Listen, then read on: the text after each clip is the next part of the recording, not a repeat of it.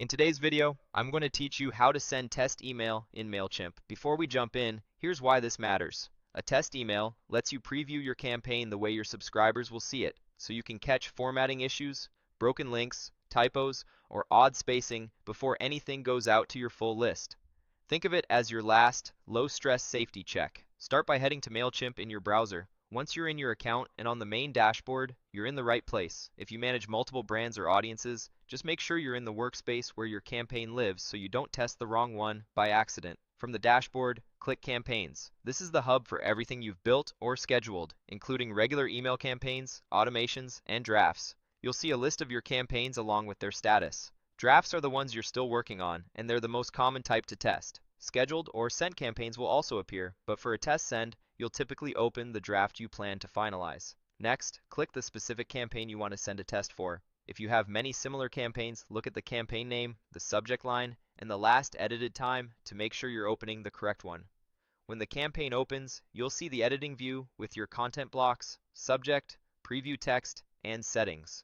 This is a great moment to skim your content quickly. Confirm your subject line is spelled correctly, your preview text reads well in a short snippet, and your primary call to action is clear. Now, locate the option to send a test email.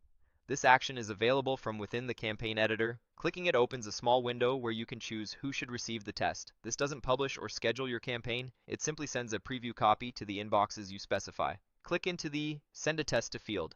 This is where you'll enter the address or addresses that should receive the test. If you collaborate with teammates, you can add their addresses as well so more eyes can review the layout, links, and tone.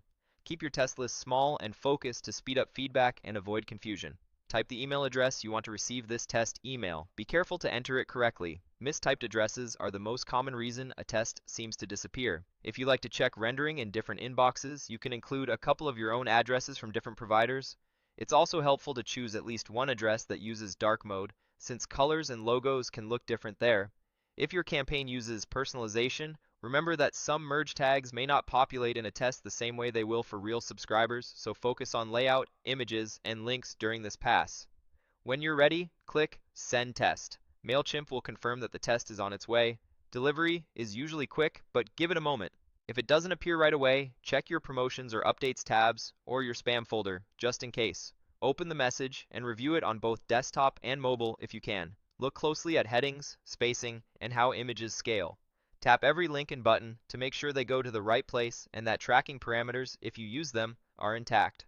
Pay attention to the subject line and preview text as they appear in the inbox list view. This is the first impression your audience will see.